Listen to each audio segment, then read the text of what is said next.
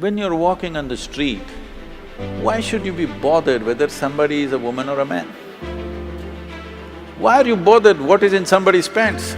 There is no need to go on talking about women's rights. We must say human rights and women are part of it, that's all.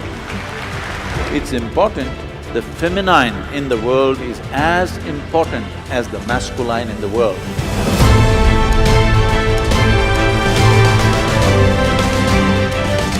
Sadhguruji, what is the quality you find in an Indian woman when compared to the world woman, other countries? What is the best and beautiful quality, one single quality? Are you trying to get me into trouble?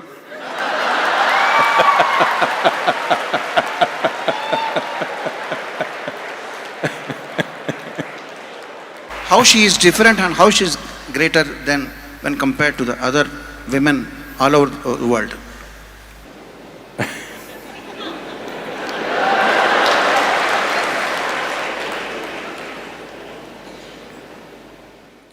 See, I don't know why we are putting only women on the focus.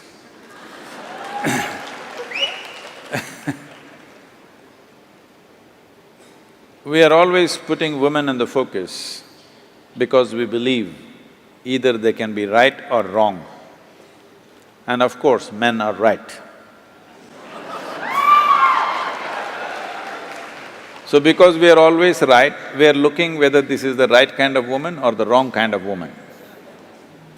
You must understand, for whatever reasons, the nature has given a larger responsibility for the woman in terms of bearing a child and having a profound influence on the child in the early part of child's life. And when we talk about a child, don't think this is about reproduction.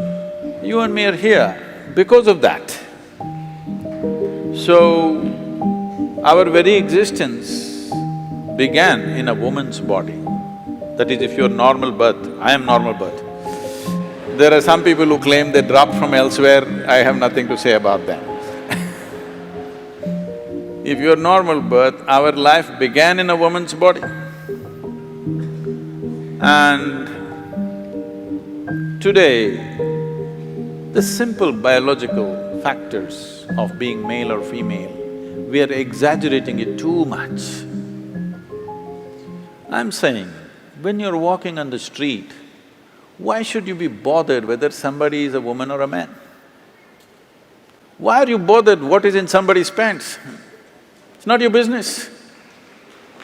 Only in bathrooms and bedrooms it should matter, nowhere else. In the working places, on the street, wherever else we are, why should it matter whether somebody is a man or a woman? Why can't you just treat them as human beings? I think we are excessively focused on this, which is creating a very unhealthy atmosphere. That means we are constantly over-infatuated with body parts, that is why we are going on recognizing people as by their gender. You are not recognizing people by their intelligence, by their capabilities, by their competence, only by their gender.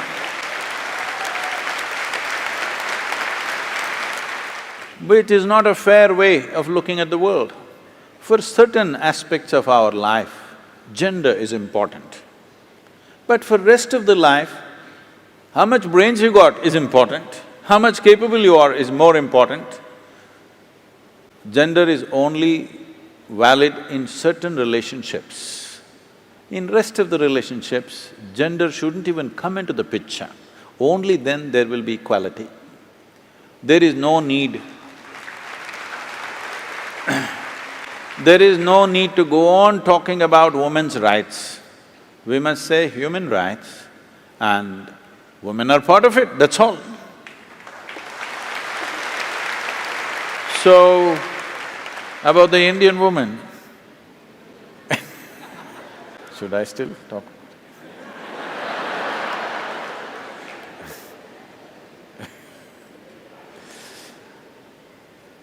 In this country, for a long time, we've nurtured many wonderful things.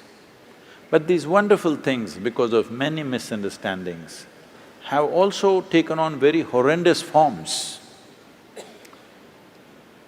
When I say it's taken on horrendous forms, many simple things which were done for the protection of the woman, for the well-being of the woman, have become discriminatory over a period of times and taken on very horrendous forms of exploitation. We must look back and see why these little things were created. If we don't address these things, the Western world is on a binge because they want to make male and female equal. It is not necessary to be equal. Equal opportunity is fine. It is not necessary to expect a woman to do the same things that a man is doing.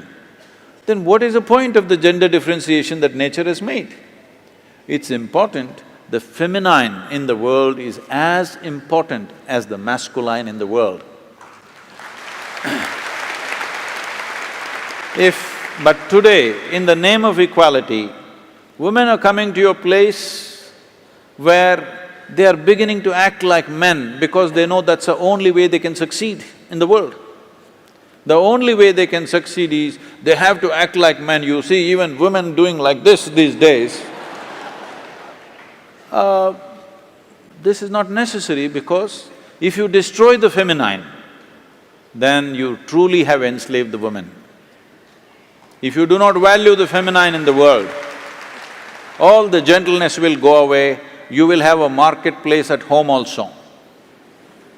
It's already happening big time. Before people marry, they're making an agreement, when we break, who will get what in this house? Yes, prenuptial agreements are being made. Before we get married, already an agreement, if we break, my bank balance is mine, yours is yours. How can two people live like this? But here, still we have the joy of two people becoming one and enjoying that. Maybe after some time you will fight, but still, at least you have the joy of weaving two lives into one. When you go at it like this suspiciously in the name of equality, you will never know the joy of knowing each other, mingling with each other, being one with each other. Nothing will happen.